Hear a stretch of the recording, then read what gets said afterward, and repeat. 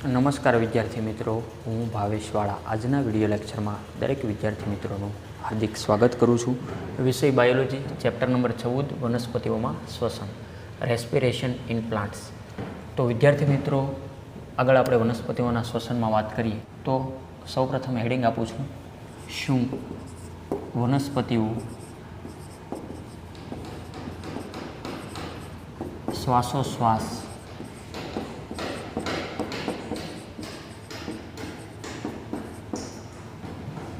કરે છે? આવો અહીંયા આપણને પ્રશ્નાર્થ આપેલો છે. શું વનસ્પતિઓ શ્વાસોશ્વાસ કરે છે? તો થોડુંક વર્ણન જોઈએ અને સાથે સમજીએ. વનસ્પતિ શ્વાસોશ્વાસ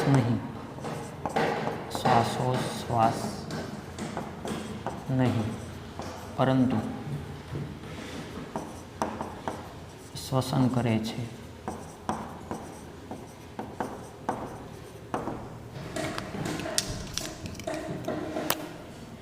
વનસ્પતિને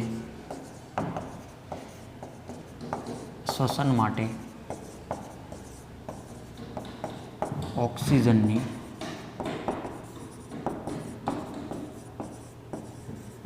આવશ્યકતા હોય છે અને તેઓ કાર્બન ડાયોક્સાઇડને મુક્ત કરે છે.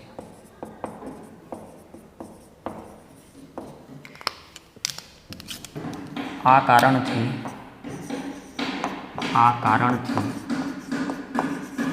વનસ્પતિમાં એવી વ્યવસ્થા છે જેમાં O2ની પ્રાપ્યતા સુનિશ્ચિત થાય છે.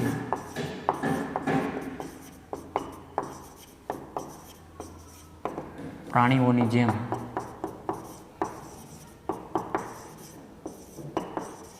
તેમાં વાયુઓના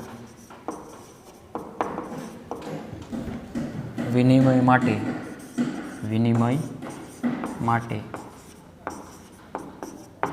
વિશિષ્ટ અંગો હોતા નથી. અને લાસ્ટ પોઈન્ટ, પરંતુ વાયુરંધ્ર અને વાતછિદ્રો આ હેતુ માટે આવેલ છે.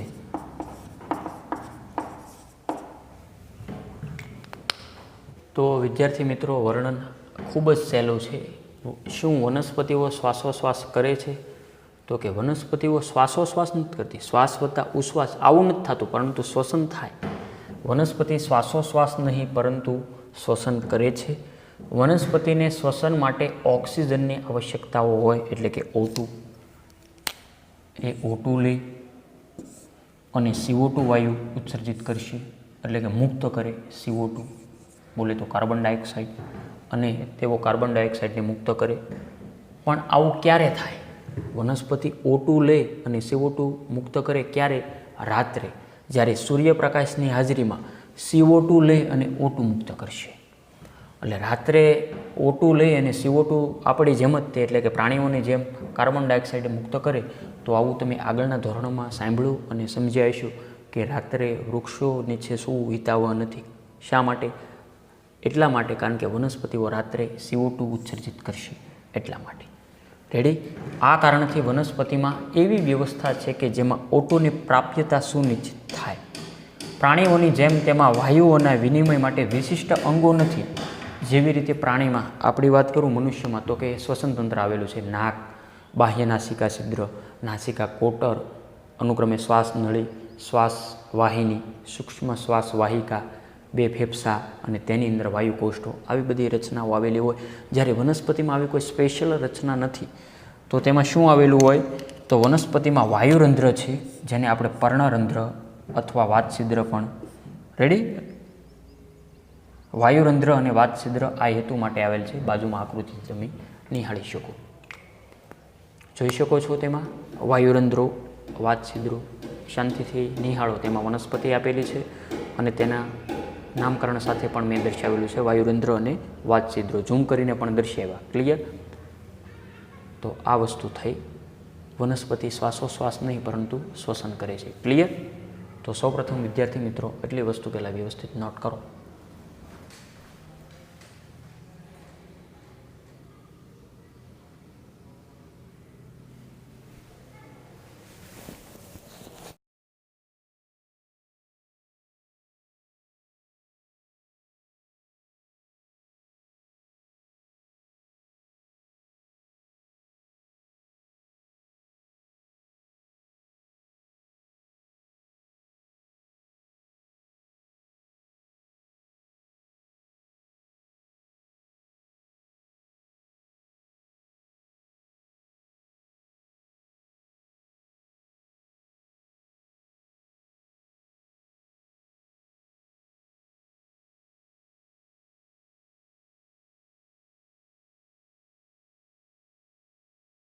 તો વિદ્યાર્થી મિત્રો આપણે હમણાં વાત કરીએ એમ કે વનસ્પતિમાં શ્વસન અંગો હોતા નથી. પણ શા માટે નથી હોતા? તો જોઈએ એક નાનો એવો ક્વેશ્ચન સ્વરૂપે. ક્વેશ્ચન: શા માટે વનસ્પતિઓમાં શ્વસન અંગો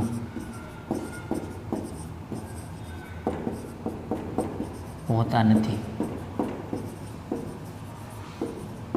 શા માટે? તો આના માટે વિવિધ એનસીઈઆરટી બુક્સમાં 6 કારણો દર્શાવેલા છે.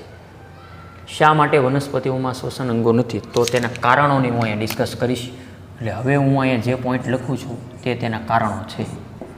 તો તેમાંથી નંબર 1, વનસ્પતિના પ્રત્યેક ભાગો પોતાના વાયુઓના વિનિમયની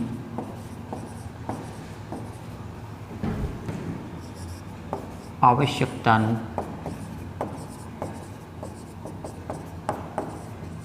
ધ્યાન રાખે છે.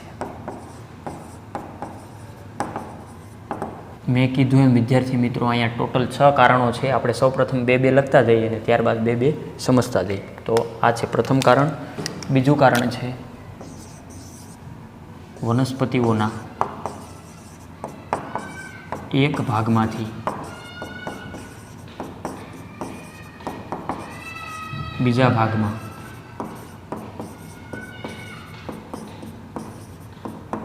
વાયુઓનું વહન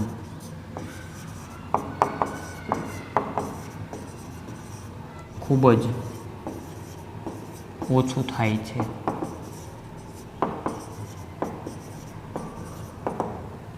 તો સૌપ્રથમ આ 2 મુદ્દા આપણે સમજી લઈએ, ત્યારબાદ આગળના મુદ્દા જોઈશું. વનસ્પતિના પ્રત્યેક ભાગો. તો વનસ્પતિના ભાગો અહીંયા આપણે વનસ્પતિ દર્શાવવી જરૂરી છે. યસ, ઇન્ટરેસ્ટિંગ માટે દર્શાવાય જ છે ને, એમાં કંઈ બંધન છે એવું ન દર્શાવાય. તો આ વનસ્પતિના પર્ણ, મૂળ, પ્રકાંડ. રેડી? સામાન્ય રીતે વનસ્પતિના 3 ભાગો મેં અહીં દર્શાવ્યા: મૂળ, પ્રકાંડ અને પર્ણ. વનસ્પતિના પ્રત્યેક ભાગો, દરેક ભાગો, મૂળે આવી ગયું, પ્રકાંડે આવી ગયું, પર્ણે આવી ગયું. આવું સમજાય? વનસ્પતિના પ્રત્યેક ભાગો પોતાના વાયુઓના વિનિમયની આવશ્યકતાનું ધ્યાન રાખે છે. આખી વનસ્પતિ ઉપર વાયુરંધ્ર તો હોય જ હો. વનસ્પતિમાં વાયુરંધ્ર હોય, કારણ કે બહારનો મોટો ભાગનો વિસ્તારમાં વનસ્પતિની ચાલ આવેલી હોય, તેમાં વાતછિદ્રો હોય. તો દરેક જે પોતપોતાનું ધ્યાન રાખે. હવે આપણે દાખલા તરીકે મનુષ્યની વાત કરું તો આપણા બાકીના કોષો ધ્યાન રાખતા નથી. ફક્ત નાસિકા કોટર દ્વારા હવા જાય ને ત્યાંથી એ બધી આપણે થાય, સર્ક્યુલેશન થાય બધું. જ્યારે વનસ્પતિમાં આવી સ્વયંસૂઝ ઈશ્વરે આપેલી છે. એટલે કે દરેક ભાગો, પ્રત્યેક ભાગો પોતાના વાયુઓનું વિનિમય. હવે અહીંયા દાખલા તરીકે પ્રકાંડ દ્વારા વાયુનું વિનિમય થયું એટલે એ આજુબાજુમાં હવા આપણે કરી દેશે. એવી રીતે પર્ણ છે તો તે પણ આજુબાજુને હવા આપી દેશે. જે એને જરૂરિયાત હોય તે એનો ઉપયોગ કરશે. એટલે પ્રત્યેક ભાગો પોતાના વાયુના વિનિમયની આવશ્યકતાનું ધ્યાન રાખે છે દરેક. રેડી? એટલા માટે શ્વસન અંગો નથી. બીજો મુદ્દો કે વનસ્પતિઓના એક ભાગમાંથી બીજા ભાગમાં વાયુઓનું વહન ખૂબ જ ઓછું થાય. ખૂબ ઓછું, જેને જે જરૂરિયાત હોય એટલું જ લે, બાકીના હાવ થોડું એવું જ આપશે. આવી રીતે મૂળને જે જરૂરિયાત હોય તે એ રીતે. બરાબર? આવું કંઈક સમજી શકો? તો કે થોડું થોડું સમજી શકાય. ત્યારબાદ મુદ્દા નંબર 3, વનસ્પતિઓમાં વાયુઓના વિનિમયની વધારે જરૂરિયાત હોતી નથી. નંબર 4 ઉપરનું કારણ આપીએ. મૂળ, પ્રકાંડ તેમજ પર્ણોમાં શ્વસન પ્રાણીની તુલનામાં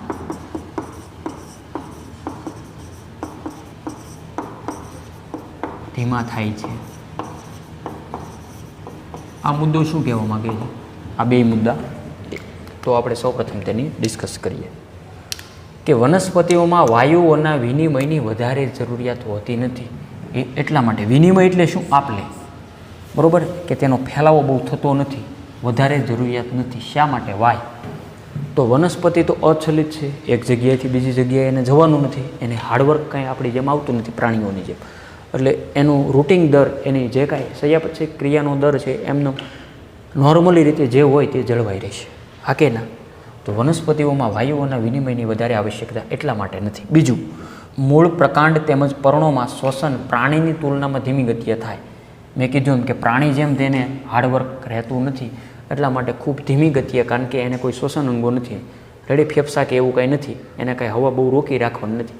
એ રીતના સ્લો મોશનમાં તેનું શ્વસન થયા કરશે. બોલે તો શ્વાસોશ્વાસની પણ શ્વસન થશે. બરાબર? તે આપણે આગળ વાત કરી ચૂક્યા. ત્યારબાદ નંબર 5 ઉપરનું રીઝન જોઈએ. માત્ર પ્રકાશ સંશ્લેષણ દરમિયાન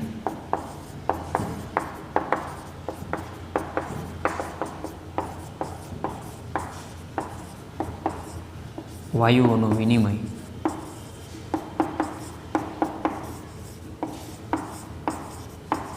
વધારે થાય છે અને પ્રત્યેક પર્ણ સંપૂર્ણ રીતે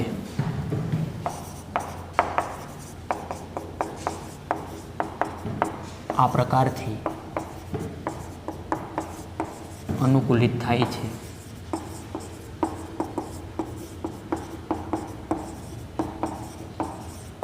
આ સમય દરમિયાન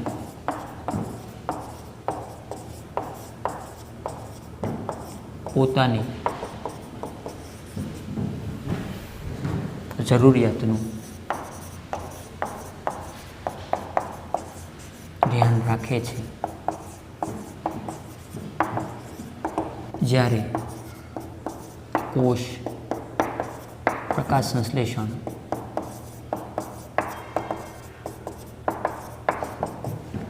કરે છે ત્યારે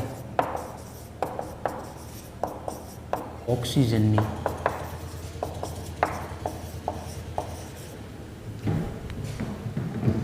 હાજરીની કોઈ સમસ્યા હોતી નથી, કારણ કે પ્રકાશ સંશ્લેષણ દરમિયાન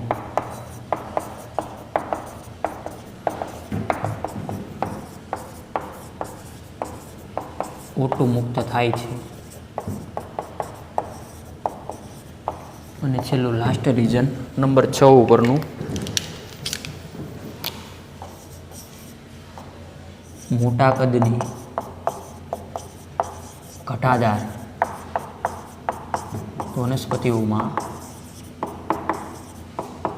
વાયુઓ વધારે અંદર સુધી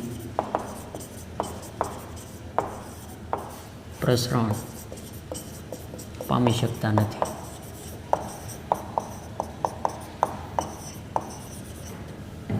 તો નંબર 4, નંબર 5 અને 6 શું કહેવા માગે? માત્ર પ્રકાશ સંશ્લેષણ દરમિયાન વાયુઓનો વિનિમય દર વધારે થાય, બાકી નહીં. આ ખાસ યાદ રાખવાનું છે તમારે. ક્યારે વનસ્પતિમાં પ્રકાશ સંશ્લેષણ દરમિયાન વાયુઓનો દર વધશે અને પ્રત્યેક પર્ણ, દરેક પર્ણ સંપૂર્ણ જવાબદારી લે. પ્રત્યેક પર્ણ સંપૂર્ણ રીતે આ પ્રકારથી અનુકૂલિત થાય, આ સમય દરમિયાન પોતાની જરૂરિયાતનું ધ્યાન રાખે. જ્યારે કોષ પ્રકાશ સંશ્લેષણ કરે છે ત્યારે ઓક્સિજનની હાજરીની કોઈ સમસ્યા હોતી નથી, કારણ કે ત્યારે તો ઓક્સિજન મુક્ત થવાનો જ છે. કારણ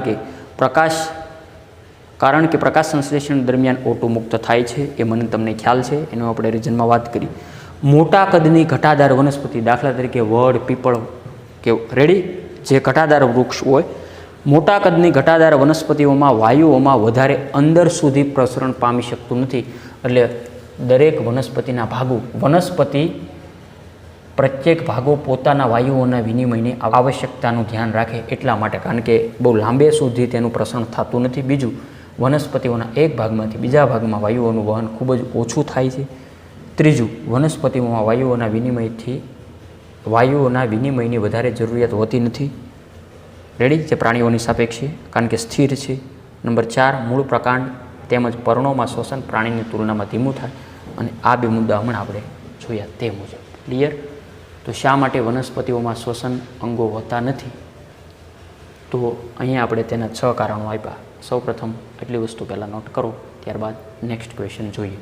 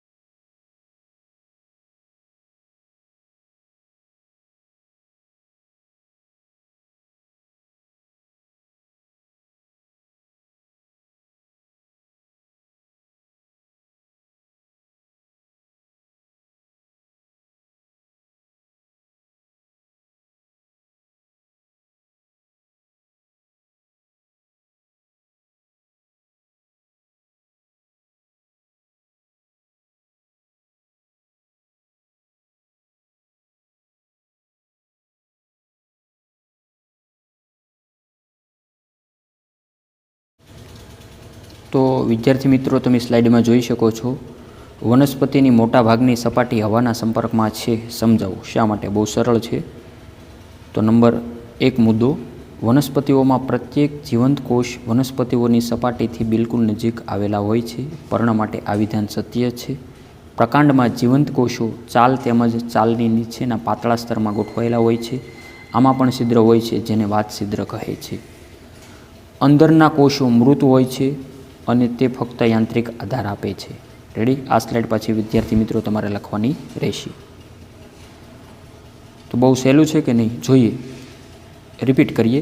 વનસ્પતિઓમાં પ્રત્યેક જીવંત કોષ વનસ્પતિની સપાટીથી બિલકુલ નજીક આવેલા હોય છે અને પર્ણ માટે આ વિધાન સત્ય છે. એટલે કે પર્ણમાં કોષો ખૂબ નજીક ગાઢ રીતે ગોઠવાયેલા છે. તેમ પ્રકાંડમાં, વનસ્પતિનો પ્રકાંડ યાદ કરો કે તેમાં જીવંત કોષો ચાલ તેમજ ચાલની નીચેના પાતળા સ્તરમાં ગોઠવાયેલા હોય.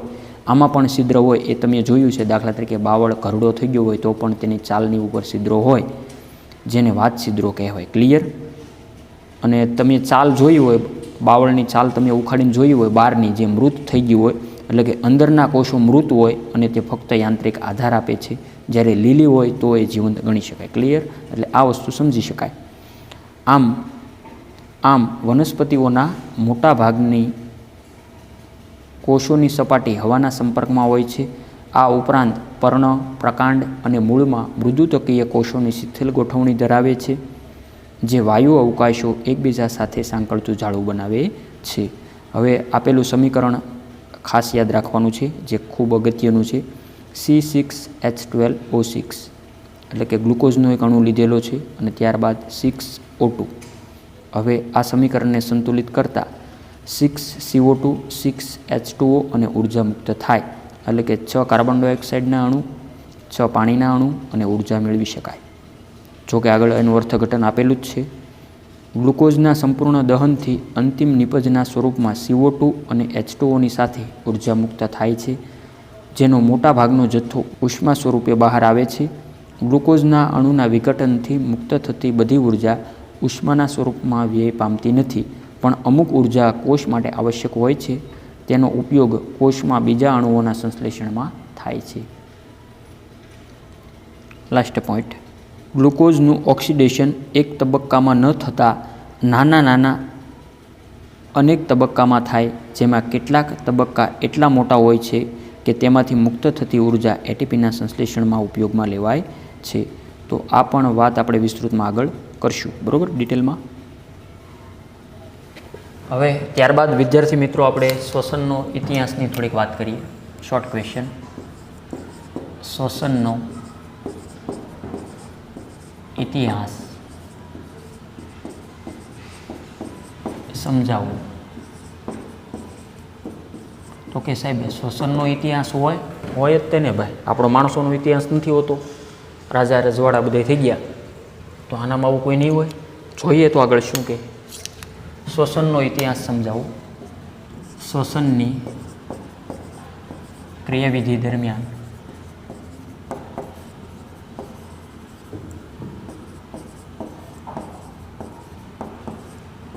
O2 એટલે કે ઓક્સિજનનો ઉપયોગ થાય છે.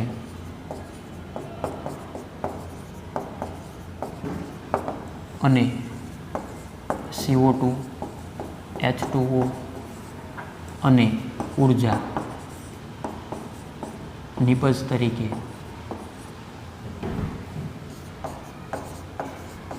મુક્ત થાય છે. દહન પ્રક્રિયા માટે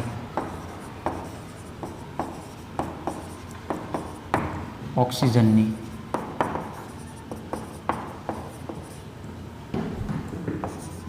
આવશ્યકતા હોય છે.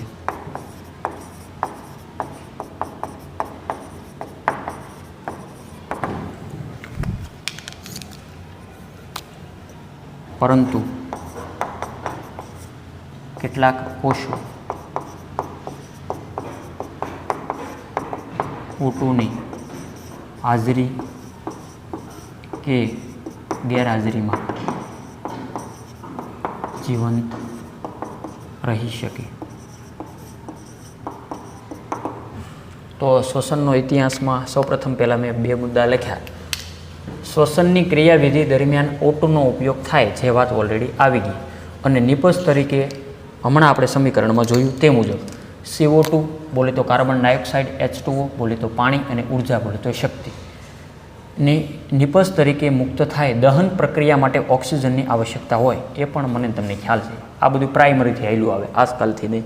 પરંતુ કેટલાક કોષો O2ની હાજરીમાં તેમજ ગેરહાજરીમાં પણ જીવંત રહી શકે. તો આ કંઈક નવું મળ્યું કે કેટલાક કોષો વનસ્પતિના આવા છે, ઓક્સિજન મળે તોય ભલે અને ન મળે તોય પણ ભલે એ જીવંત રહી શકે.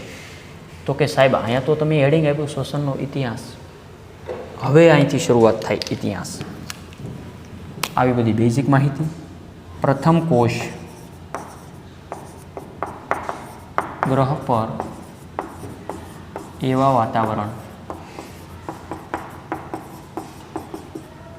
વાતાવરણમાં મળ્યો હતો જ્યાં ઓક્સિજનની હાજરી ન હતી. બીજો પોઈન્ટ્સ, આજે પણ કેટલાક સજીવોએ ઓક્સિજન વિહીન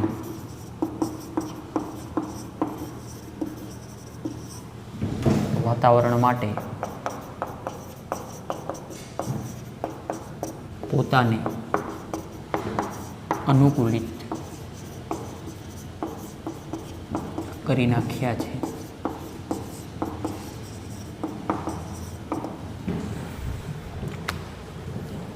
ત્યારબાદ આમાંથી કેટલાક વૈકલ્પિક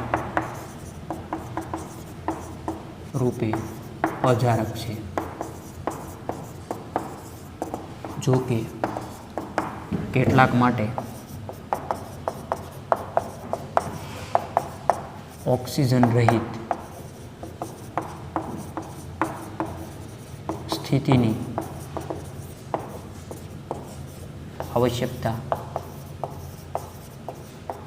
ફરજિયાત હોય છે. અને લાસ્ટ પોઈન્ટ,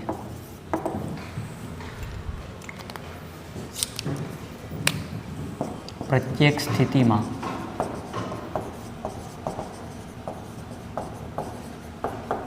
ઉચ્છેસકીય તંત્ર હોય છે, જે ગ્લુકોઝની ઓક્સિજનની મદદ વગર આંશિક રીતે ઓક્સિડેશન કરે છે.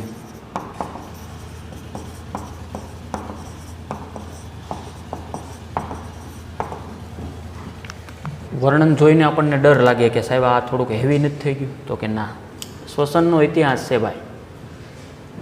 એનો શ્વસનનો ઇતિહાસ તો આપણી જેવો તો ન જ હોય, મનુષ્ય જેવો. અહીંયા આપણે વનસ્પતિના શ્વસનની સાપેક્ષે વાત કરીએ. શ્વસનની ક્રિયાવિધિ દરમિયાન O2નો ઉપયોગ થાય, CO2, H2O ઉર્જા નિપજ તરીકે મુક્ત થાય, દહન પ્રક્રિયા માટે ઓક્સિજનની આવશ્યકતા હોય, એ આપણે સમજ્યા. પરંતુ કેટલાક કોષો O2ની હાજરી કે ગેરહાજરીમાં જીવંત રહી શકે. આવા પણ અપવાદ કોષો હોય તેમ. આગળ વાત કરીએ કે પ્રથમ કોષ ગ્રહ પર એવા વાતાવરણમાંથી મળ્યો હતો કે જ્યાં ઓક્સિજન ન હતું, એટલે કે ઓક્સિજનની ગેરહાજરીમાંથી વિશ્વનો જે પ્રથમ કોષ આપણને મળી આવ્યો હતો. રેડી? આજે પણ કેટલાક સજીવોએ ઓક્સિજન વિહીન વાતાવરણ માટે પોતાને અનુકૂલિત કરી નાખ્યા છે. કેટલાક આવા પણ સજીવો છે, આખી સજીવ સૃષ્ટિની લેવલે વાત કરીએ તો, કે જે ઓક્સિજન વિહીન વાતાવરણમાં પણ રહી શકે. રેડી? તો આવા સજીવોએ આવું જ તે અનુકૂલન સાધ્યું હોય કે ઓક્સિજન વગર જીવી શકે, તો જ એ જીવિત રહી શકે. એટલે આ મુદ્દો પણ સમજી શકાય. આજે પણ કેટલાક સજીવોએ ઓક્સિજન વિહીન વાતાવરણ માટે પોતાને અનુકૂલિત કરી નાખ્યા છે. આમાંથી કેટલાક વૈકલ્પિક રૂપે અજારક છે. અજારક એટલે કે ઓક્સિજનની ગેરહાજરીમાં શ્વસન થાય, તેને શું કહેવાય? અજારક. આ અજારક અને જારકમાં શું ફેર હોય એ હું આગળ ચાર્ટ સ્વરૂપે હું તમને સમજાવીશ વ્યવસ્થિત, બરાબર? જે હું તમને એક્સ્ટ્રા આપીશ, જે NCERTમાં નથી. જો કે કેટલાક માટે ઓક્સિજન રહિત સ્થિતિની આવશ્યકતા ફરજિયાત હોય છે, કે તે ઓક્સિજન ન હોય તો જ જીવિત રહી શકે, ઓક્સિજન હોય તો ગુજરી જશે. આવા પણ કેટલાક સજીવો છે. પ્રત્યેક સ્થિતિમાં ઉચ્છેસકીય તંત્ર હોય. ગ્લુકોઝને ઓક્સિજનની મદદ વગર આંશિક રીતે ઓક્સિડેશન કરે. જોકે ગ્લુકોઝના ઓક્સિડેશન માટે હંમેશા આમ તો ઓક્સિજનની આવશ્યકતા હોય મોટા ભાગે, પણ કેટલાક સજીવો જે ઓક્સિજન વગર જીવતા હોય તો પણ એ ગ્લુકોઝનું થોડું ઓક્સિડેશન આંશિક રીતે કરી શકે, આવી પણ ક્ષમતા ધરાવતા હોય. તો આ બધી વાત થઈ શ્વસનનો ઇતિહાસ. ક્લિયર? હવે મેં કીધું હતું એમ કે જારક અને અજારક શ્વસનની હું તમને એક એક્સ્ટ્રા સ્લાઇડ સ્વરૂપે સમજાવવા માગું છું. તો સૌપ્રથમ વિદ્યાર્થી મિત્રો પહેલાં એટલી વસ્તુ લખી લો.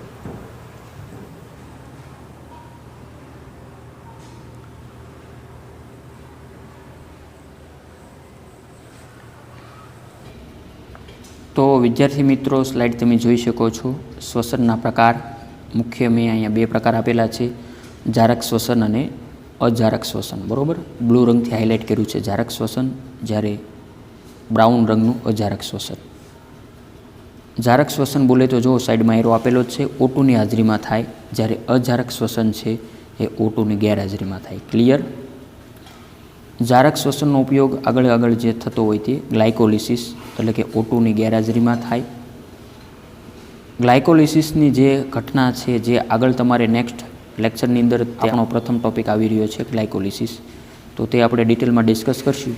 મતલબ કે જારક શ્વસન O2ની ગેરહાજરીમાં થાય, ત્યારબાદ ક્રેબ ચક્ર છે તે O2ની હાજરીમાં થશે, અને આગળ જે આપણે ભણવાના છે ઓક્સિડેટિવ ફોસ્ફોરીકરણ તે O2ની હાજરીમાં થાય. આગળ જે આપણે પોઈન્ટ ભણવાના છે ને, અહીંયા મેં શોર્ટમાં તેની માહિતી આપી કે તેમાં જારક કે અજારક શ્વસન થાય તેની વાત, બરાબર. જ્યારે અજારકની અંદર વાત કરીએ ગ્લાયકોલિસિસ અને આથવણની ક્રિયા, આ બધા જ એક એક શબ્દ આગળ ડિટેલમાં અડધાથી લઈ અને 1 થી 1.5 પેજ સુધીના આખા ક્વેશ્ચન સ્વરૂપે જોવાના જ છે, બરાબર. મોટા ભાગનું આકૃતિ સ્ટ્રક્ચર પણ સાથે આવશે. તો ગ્લાયકોલિસિસ અને આથવણ O2ની ગેરહાજરીમાં થાય. જ્યારે આથવણ એટલે કે આલ્કોહોલિક અને લેક્ટિક એસિડ 2 પ્રકારનું છે. તો બીજી વાર વિદ્યાર્થી મિત્રો, શ્વસનના મુખ્યત્વે કેટલા પ્રકાર છે? 2, જારક શ્વસન અને બીજું અજારક શ્વસન. સૌ પ્રથમ પહેલાં વ્યાખ્યા આપણે યાદ રાખવાની છે કે જારક શ્વસન એટલે ઓક્સિજનની હાજરીમાં થાય ને અજારક શ્વસન એટલે ઓક્સિજનની ગેરહાજરીમાં થાય, બરાબર. ગ્લાયકોલિસિસ છે એ ઓક્સિજનની ગેરહાજરીમાં થાય તો અજારક શ્વસનમાં ના આવે, બરાબર. એ આગળ આપણે વિસ્તૃતમાં જેમ જોશું એમ તમને વધારે ક્લિયર થશે. તો ગ્લાયકોલિસિસ છે એ O2ની ગેરહાજરીમાં થાય. જ્યારે ક્રેબ ચક્ર છે એ પણ આપણે ડિટેલમાં જોવાના છે. આ દરેક એક એક મુદ્દો અહીંયા જે મેં કાંઈ લખ્યો છે ને, આ ગ્લાયકોલિસિસ, ક્રેબ ચક્ર, ઓક્સિડેટિવ ફોસ્ફોરીકરણ, ગ્લાયકોલિસિસ, આથવણ, આલ્કોહોલિક, લેક્ટિક એસિડ વગેરે, એ બધા જ એક એક મુદ્દા છે, હેડિંગ. એના વિશે આપણે ડિટેલમાં અડધાથી લઈને 1.5 પેજ સુધીનું વર્ણન આગળ આવશે, બરાબર, વિથ સ્ટ્રક્ચર. તો ગ્લાયકોલિસિસ છે એ O2ની ગેરહાજરીમાં થાય. ક્રેબ ચક્ર છે એ O2ની હાજરીમાં થાય. ઓક્સિડેટિવ ફોસ્ફોરીકરણ છે એ પણ O2ની હાજરીમાં થાય. જ્યારે અજારકની અંદર ગ્લાયકોલિસિસ અને આથવણ બંને O2ની ગેરહાજરીમાં થાય. આથવણની અંદર આપણે ડિટેલમાં આલ્કોહોલિક અને લેક્ટિક એસિડની વાત કરીશું.